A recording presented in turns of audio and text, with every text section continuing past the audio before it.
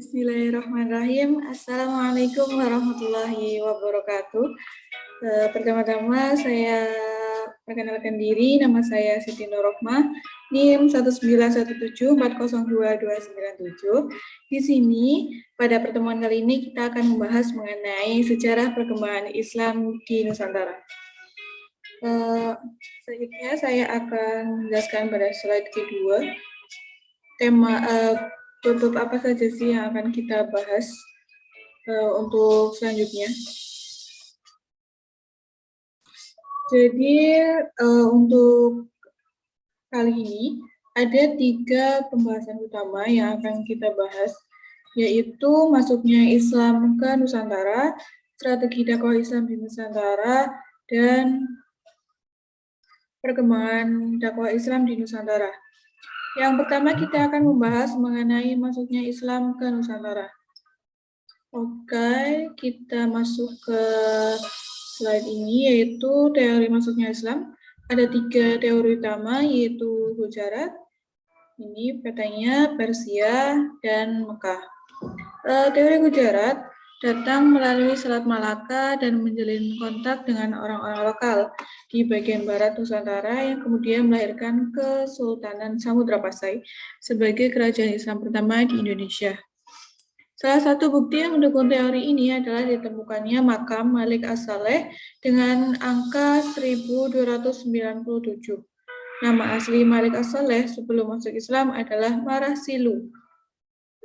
Ia merupakan pendiri dari Kesultanan Samudra Pasai di Indonesia, yaitu Aceh. Selanjutnya teori kedua, yaitu Persia. Islam masuk ke Indonesia dari Persia dan singgah di Gujarat pada abad ke-13. Hal ini terbukti dari kebudayaan Indonesia yang memiliki persamaan dengan Persia. Hal ini dipertegas oleh Morgan bahwa masyarakat Islam Indonesia sama dengan Persia, yaitu terbukti dengan adanya peringatan Muharram atau Asyura sebagai hari peringatan Syiah atas syahidnya Husain. Dan yang terakhir dan merupakan teori masuknya Islam yang sangat kuat, yaitu Mekah.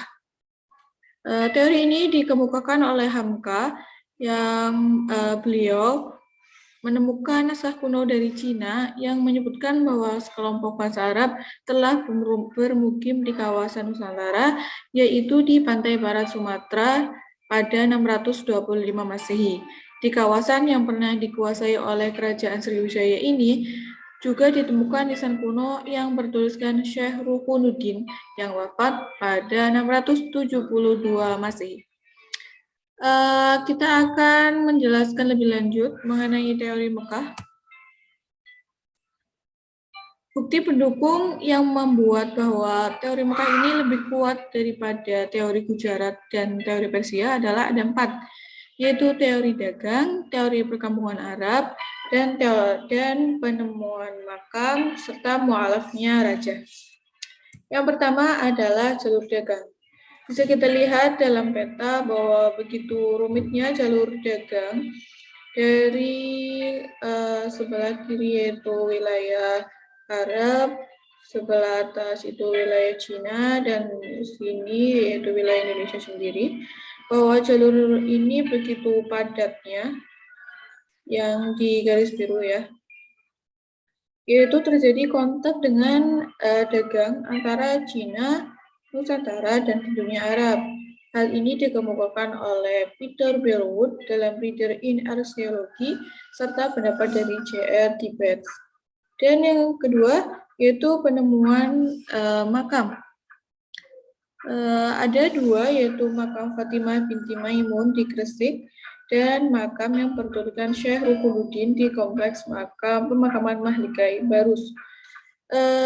Di sebelah sini ada gambar makam, yaitu makam dari Fatimah binti Maimun. Siapakah beliau ini? Diriwayatkan Siti Fatimah binti Maimun dilahirkan di Malaka pada tahun 1064 Masehi. Beliau adalah putri dari Sultan Mahmud Shah Alam dari Iran dengan ibunya yang bernama Siti Aminah dari Aceh. Fatimah binti Maimun merupakan sepupu dari Syekh Maulana Malik Ibrahim atau biasa yang kita sebut Sunan Gresik. Oleh sebabnya, Siti Fatimah binti Maimun adalah keponakan dari Syekh Maulana Malik Ibrahim.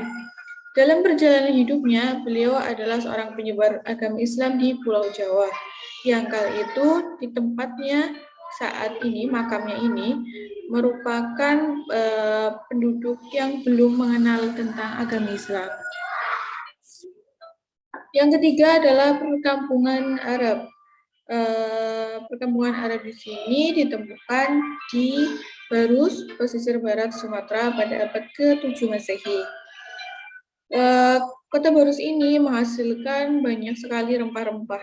Oleh karenanya, Kota Barus menjadi salah satu kota yang disinggahi oleh pedagang-pedagang dari luar negeri yang tadi di jalur dagang itu yaitu Cina dan Arab. Sehingga kota ini begitu ramai. Pada abad ke-7, masuknya Islam ke Nusantara diyakini melalui jalur perdagangan di Kota Barus ini. Selanjutnya yaitu mualafnya raja. Raja di sini adalah raja dari anak Ratu Shima yang bernama Raja Jaisima dari Kerajaan Kalingga yang masuk Islam pada abad ke-674 Masehi. Kita akan masuk ke pembahasan kedua, yaitu strategi dakwah Islam di Nusantara. Apa sih strategi dakwah Islam di Nusantara sehingga Islam begitu mudahnya diterima oleh masyarakat Nusantara kala itu? Yang pertama adalah perdagangan. Seperti yang telah dijelaskan sebelumnya ya, bahwa jalur dagang merupakan salah satu jalur terpenting yang sudah ada buktinya sendiri, yaitu pemukiman Arab di Kampung Barus di Sumatera. Tom Pires dalam catatannya menuliskan bahwa pedagang Muslim banyak bermukim di pesisir Pulau Jawa yang ketika itu penduduknya belum memeluk Islam. Itu ya kita temukan di Kampung Barus. Penguasa Jawa yang berkuasa di pesisir Jawa masuk Islam yang disebabkan faktor adanya hubungan ekonomi dengan pedagang. Yang kedua adalah jalur perkawinan. Wanita pribumi tertarik dengan saudagar Muslim. Dengan ketentuan hukum Islam, maka wanita pribumi memeluk agama Islam. Mereka menjadi komunitas Muslim yang menempatkan keluarganya berada dalam status sosial dan ekonomi yang cukup tinggi. Jalur ini menguntungkan jika terjadi perkawinan antara saudagar Muslim dengan anak bangsawan atau anak raja atau anak adipati. Kenapa sih jalur ini begitu menguntungkan jika saudagar Muslim itu menikah dengan seorang bangsawan atau anak raja ataupun anak adipati? Karena jika salah satu saudagar Muslim memiliki sebuah kekuasaan, maka di dalamnya ia berhak untuk menentukan ketentuan-ketentuan yang tentunya berpihak dengan agama Islam. Di dalamnya menyangkut norma-norma Islam yang terkandung dalam Al-Quran tentunya. Sehingga rakyat-rakyat yang berada di bawah kekuasaannya secara tidak langsung mentaati segala peraturan yang dibuat oleh pemimpin yang telah beragama Islam. Selain itu, dengan pemimpin yang beragama Islam, maka dia dapat mencontohkan dirinya sendiri yang berakhlak mulia untuk menjelaskan bahwa identitas Islam yang sebenarnya itu adalah baik. Strategi selanjutnya yaitu pendidikan. Ulama mendirikan lembaga pendidikan berupa pesantren. Setelah santri dianggap mampu, mereka kembali ke kampungnya untuk mengembangkan agama Islam. Pada akhirnya penduduk Indonesia menjadi Muslim akibat pendidikan pesantren yang tidak mengenal kelas. Kondisi Indonesia pada saat itu yang masih berupa kerajaan-kerajaan kecil sehingga masih menerapkan sistem kasta, maka dengan berdirinya sebuah pondok pesantren dapat mempermudah dalam penyebaran agama Islam kala itu. Strategi selanjutnya adalah tasawuf, yaitu salah satu sifat khas dari ajaran ini adalah akomodasi terhadap budaya lokal, sehingga menyebabkan banyak masyarakat Indonesia yang tertarik menerima ajaran tersebut. Pada umumnya, para pengajar tasawuf atau sufi adalah guru-guru pengembara. Dengan sukarela mereka menghayati kemiskinan, juga seringkali berhubungan perdagangan. Mereka mengajarkan teosofi yang telah bercampur dengan ajaran yang sudah terkenal luas oleh masyarakat Indonesia kala itu. Jalur yang selanjutnya yaitu kesenian.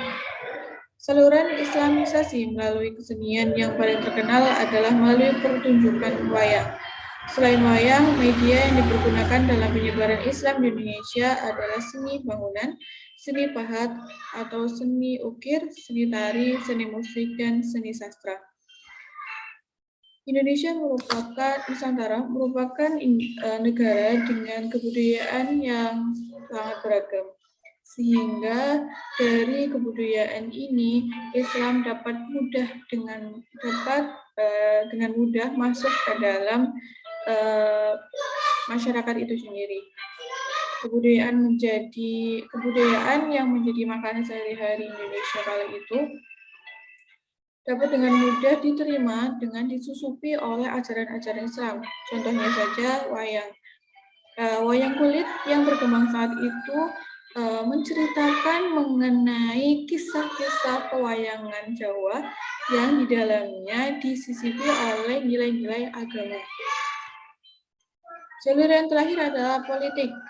Di Maluku dan Sulawesi Selatan, kebanyakan rakyat masuk Islam setelah raja yang masuk Islam terlebih dahulu. Hal ini bisa kita sangkut pautkan dengan jalur pernikahan, jalur pendidikan. Pengaruh politik raja sangat membantu tersebarnya Islam di wilayah ini. Jalur politik juga ditempuh ketika kerajaan Islam menaklukkan kerajaan non-Islam, baik di Sumatera, Jawa, maupun Indonesia bagian timur. Selanjutnya kita balik ke tiga pembahasan kita yang utama. Yang terakhir adalah perkembangan dakwah Islam di Nusantara.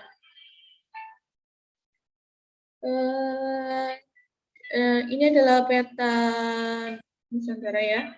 Ada 5 wilayah utama dari penyebaran agama Islam, yaitu Sumatera, Kalimantan, Sulawesi, Nusa Tenggara, dan yang terakhir adalah Jawa. Yang pertama kita akan ke Sumatera. Dengan kesopanan dan keramahan orang Arab yang berdakwah, maka penduduk Pasai sangat terkesan. Akhirnya mereka menyatakan diri masuk Islam. Bahkan raja dan pemimpin negeri setelah melihat kesopanan orang Arab dan berdakwah itu pun masuk Islam pula. Masyarakat Pasai sangat giat belajar agama Islam, malah dari kalangan anak raja sengaja diutus menuntun ilmu agama Islam ke Mekah. Kerajaan Islam Pasai berdiri sekitar tahun 1297 Masehi, yang kemudian dikenal dengan sebutan Serambi Mekah.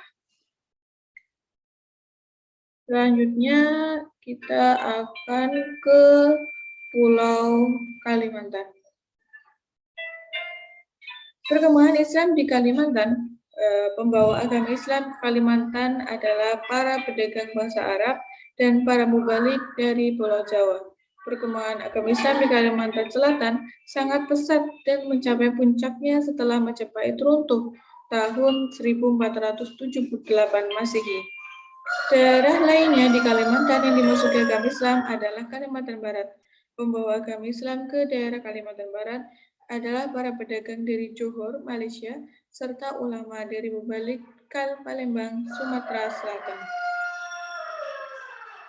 Lanjut kita ke daerah Sulawesi. Pada abad ke-16, Islam telah masuk ke wilayah Sulawesi yang dibawa oleh Datuk Ri Bandang dari Sumatera Barat. Daerah-daerah yang mula-mula dimasuki Islam di Sulawesi adalah Goa, sebuah kerajaan di Sulawesi Selatan. Nah, seperti yang kita tahu, sehingga nantinya ada sebuah kerajaan yang bernama Goa Talo. Sebelum Islam datang ke daerah ini, penduduknya menganut kepercayaan nenek moyang. Setelah Datori Bandang berkunjung ke Sulawesi Selatan, Raja Goa yang bernama Karaeng Tonigalo masuk Islam. Kemudian atas usul Datori Bandang, Raja Goa berganti nama dengan Sultan Alauddin. Jauh sebelum Raja Goa ini masuk Islam, para pedagang telah menyiarkan agama Islam di tengah-tengah masyarakat Sulawesi Selatan dan banyak penduduk yang telah menganut agama Islam. Setelah Sultan Alauddin wafat, beliau diganti oleh putranya yang bernama Sultan Hasanuddin. Selanjutnya kita beralih ke Pulau Nusa Tenggara. Masuknya agama Islam ke Nusa Tenggara dibawa oleh para mubalik dari Bugis, Sulawesi Selatan, dan dari Jawa. Agama Islam berkembang di Nusa Tenggara mula-mula di daerah Lombok yang penduduknya disebut suku Sasak. Dari daerah Lombok secara pelan-pelan, selanjutnya tersebar pula ke daerah-daerah Sumbawa dan Flores. Dan daerah yang terakhir yaitu Pulau Jawa. Agama Islam masuk ke Jawa kira-kira pada abad ke-11 Masehi yang dibawa oleh para pedagang Arab dan para mubalik dari Pasai. Tempat yang mula-mula dimasuki Islam di Pulau Jawa adalah daerah pesisir utara Jawa Timur. Oleh karenanya, dapat dengan mudah kita temui banyak sekali tempat-tempat bersejarah mengenai agama Islam dan tempat-tempat penyebaran agama Islam di Jawa Timur, yaitu dengan adanya pondok-pondok pesantren yang sangat legendaris. Tokoh terkenal yang berdakwah di Jawa Timur adalah Maulana Malik Ibrahim. Beliau menetap di Gresik, kemudian mendirikan pusat penyiaran agama Islam dan pusat pengajaran. Dalam majelisnya, beliau mengkader beberapa orang murid. Selanjutnya, mereka menyiarkan agama Islam ke daerah-daerah lain di Pulau Jawa. Tak terasa ternyata telah masuk Islam di Indonesia. Semoga apa yang telah kita pelajari bersama ini dapat bermanfaat nantinya. Sekian, terima kasih. Wassalamualaikum warahmatullahi wabarakatuh.